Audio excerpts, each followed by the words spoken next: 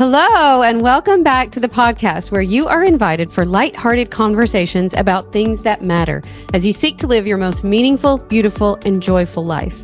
I'm your host, Dr. Edie Wadsworth, and I hope you enjoy your stay here at the House of Joy.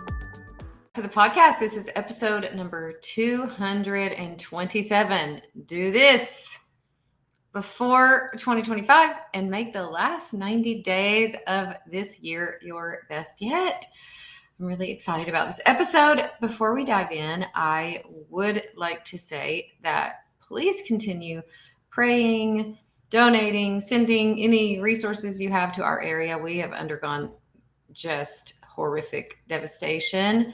Not so much in my town, but one county over has had severe flooding from Helene. And then, of course, Western North Carolina, all the people in Florida and Georgia, South Carolina, just so much devastation. We're actually compiling some stuff this morning to take to a donation site. So just keep them all in your prayers.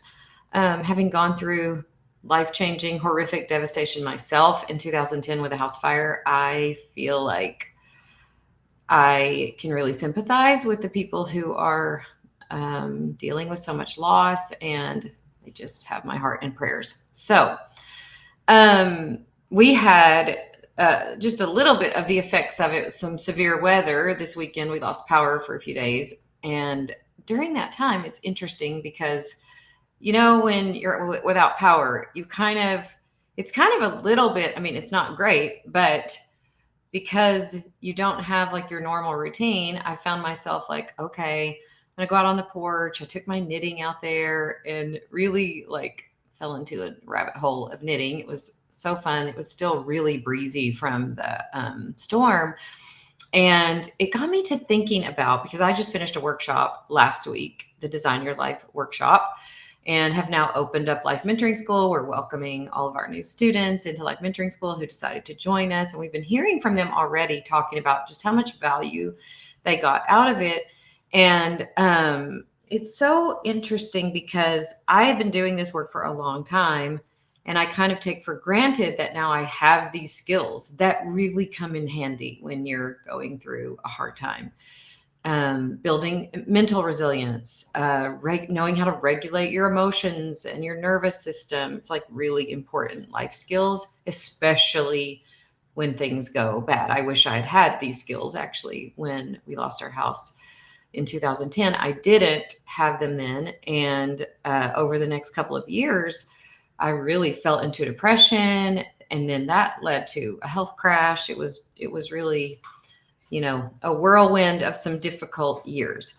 So even in times, and probably especially in times of, you know, like we're going through, I feel so much more passionate about getting these tools in the hands of people. And I think that this will help you today, like what I'm going to talk about today, which is really deciding to live consciously, waking up to your life, deciding what you want your next, 90 days, few months of your life to look like. And the knitting, how that relates is because about 20 years ago, maybe not the first time my mother-in-law visited, but the second time I think she visited, she is like a master knitter. She's amazing. She's one of those women, y'all, that I aspire to be, that is such a matriarch, takes such good care of her people, has all of these amazing skills. And she visited our house, and of course she's making all of this good stuff while she's there, and she was amazing with our kids. And in her spare time while she was visiting, she would pull out her knitting, and I'm like, oh my gosh, I would love to learn how to do that. So she put her own knitting aside and took me on as her student, and she basically taught me to knit. And if you have ever learned something new as an adult, it is really hard to learn a completely new skill as an adult. It's really challenging. But she would sit with me for hours and show me the stitches. Then she would do it for a minute so I could watch her do it. Then I would do it, and she would kind of teach me. She would catch my mistakes. She would, make me rip out a whole section when I got way off track, which I did very often. But I remember watching her knit and thinking, oh my gosh, she is so incredible at this. I will never be able to do it. I'll never really be able to do it. Like I can sort of mimic the stitches, but it'll never look like that when I knit. But I kept at it, and she would leave. I would call her on the phone and she would walk me through all of my knitting catastrophes, with which there were many. And I would just keep doing it. So scarf after mediocre scarf, I would just keep trying, keep practicing. And then I started making dishcloths, you guys. Side note, the most watched video on my YouTube channel is me teaching. I really made it for my girls when I was homeschooling them, but me teaching you how to make a dishcloth, how to knit a dishcloth. So I made a lot of dishcloths. So sorry, not sorry for all the dishcloth Christmas gifts I gave out that year. And then I made a sweater. I made my daughter Katie this beautiful blue sweater. And then 3 days before Christmas, I was finishing the last of one sleeve of that sweater when we lost our house to house fire. So I lost that sweater in house fire. It had been in my car. I was taking it to dance class while the girls would dance. I was taking it with me and trying to hurry and finish it before Christmas.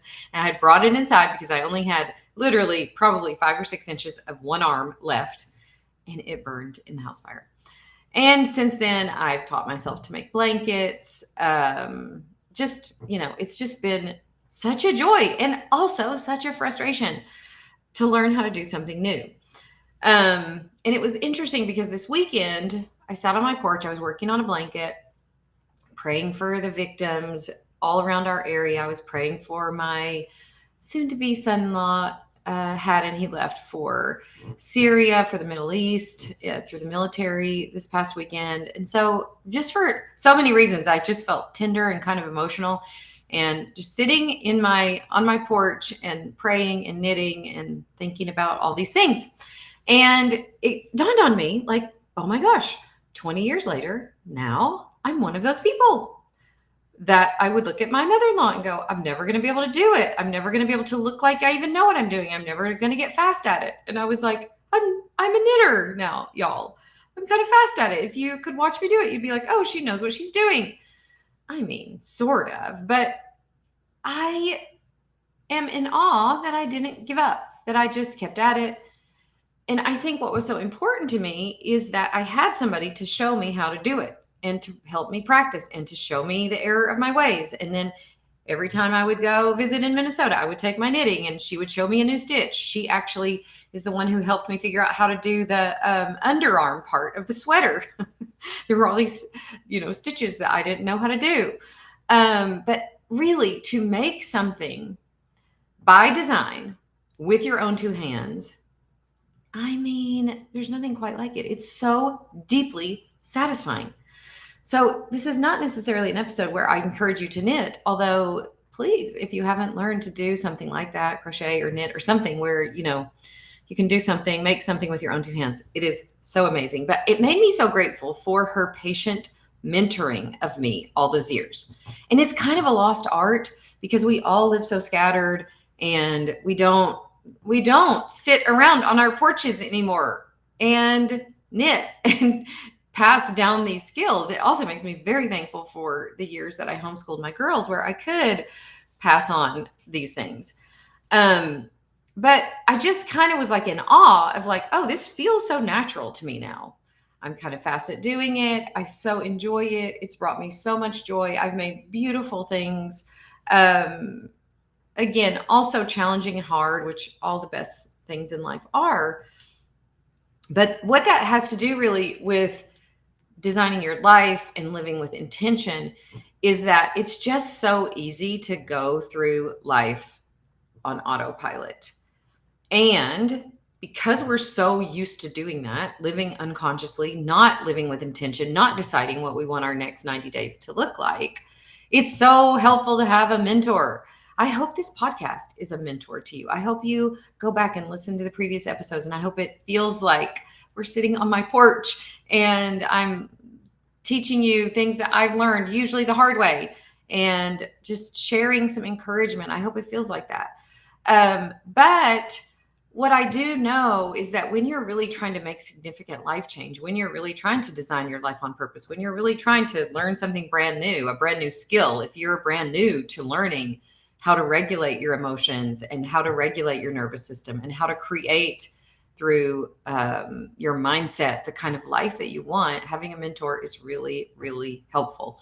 And in 2012, when I got the first idea for my program, Life Mentoring School, it was exactly that. It was exactly like, oh, I want to metaphorically sit on my porch and tell women what I've learned and what I've learned mostly the hard way. And I want to encourage them in their callings, and I want to speak life into them and tell them, you can do this, keep going. And that's exactly what my mother-in-law did for me.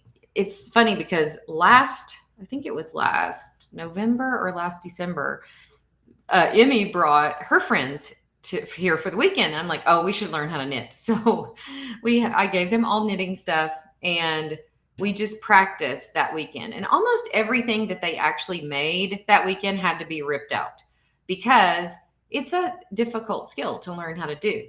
But now I saw Emmy's friend Sydney a few months back, and she showed me what she was making, and I was like floored. I'm like, oh my gosh, you've been practicing. This is amazing. This looks so good.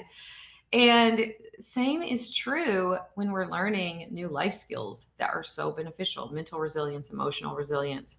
And I just want to encourage you, number one, to set an intention for the next 90 days, to decide on purpose what you want to create in the next 90 days, what you want the next 90 days to look like in your life. I have been working on this incredible book called Design Your Life in 90 Days. I just finished it at 5 o'clock in the morning last Thursday, and we are in the process of having it printed. And then after that, we're going to go through it with some people in Life Mentoring School. By the way, if you haven't joined us yet in Life Mentoring School, we still have some. And when you join us with a yearly membership, you're going to get this shipped to you. They're going to start shipping at the end of the week. We're going to work through it together. And then I'm going to turn that into, I think, a resource that eventually I will publish. So it's been so fun to work on it because this kind of way of living has literally changed my life. Living with intention, waking up to your life, designing your life on purpose, living consciously, deciding what do you want your life to look like in the next 90 days? What do you want to create in your health? What do you want to create in your relationships? What do you want to create in your finances? Because so many of us are just going through the motions of life. We're just surviving. We aren't deciding on purpose what we want to create. And the truth of it is, these things are not easy to do. It's not easy to retrain your brain from living on autopilot to living on purpose. It's kind of a little bit more painful to live on purpose because now you're aware of all the things that before you weren't aware of, or you were buffering against with eating and drinking and scrolling and shopping and all the things that we use to kind of stay distracted and asleep in our lives. So it's not easy. And that's why it really does help to have a mentor. It helps to have somebody when you're a month into making a change, or you're a month into making something new. By the way, if you're watching on YouTube, you guys, I just learned a brand new stitch this weekend, and look at this beauty that I'm working on knitting. It's so pretty. It's like the knit one below stitch, and it creates this is called a fisherman's scarf. So anyways, when you're in the midst of learning something new, it's so helpful to have somebody there to say oh no, this is what to expect. Yes, this happens all the time. Don't worry if you need to rip a whole section of it out and start over. That's the way it goes. It's not because something's wrong with you. It's because this is how you learn how to do something new. And so often we just don't really believe in ourselves. We don't really believe we can make change. I used to think this too. No, you don't understand. This is the way I grew up, and this is the way my brain has functioned all these years, and this is going to be impossible to change. It's not. You are an extraordinary woman, created by God, loved by Him, gifted with His Spirit, and armed with that love and encouragement. You literally can make any change you decide to. And really, the truth of the matter is, whether you make the change or not, you are still extraordinary, loved by Him. The difference is you will not recognize that. You won't experience your own life that way And we want to help you wake up to that, and we want to help you live with intention. I do that with my clients by setting a 90-day goal. Actually, tomorrow I'm doing a brand new free training to help women do that. It's just called Design Your Life 90 Days at a Time. We'll put the link for that free training in the show notes.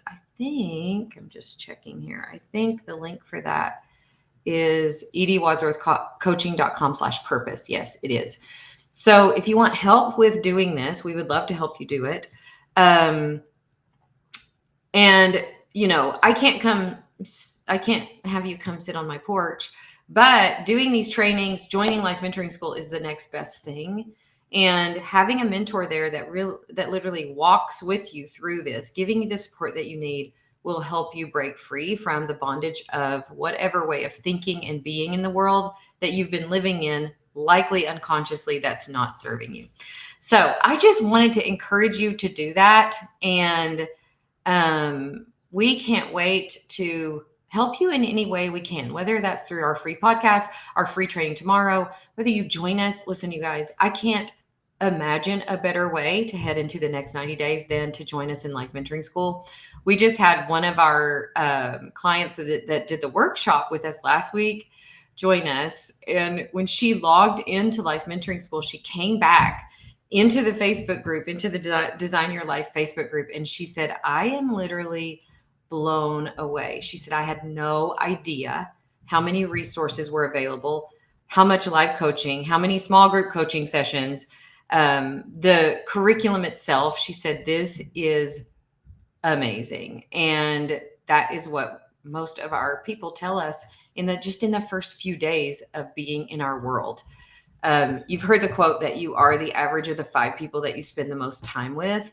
And a lot of us don't really have access in our real lives to people who are on this kind of journey where they've decided, look, I want to wake up to my life. I want to live consciously. I want to create my experience of my life on purpose. I want to serve.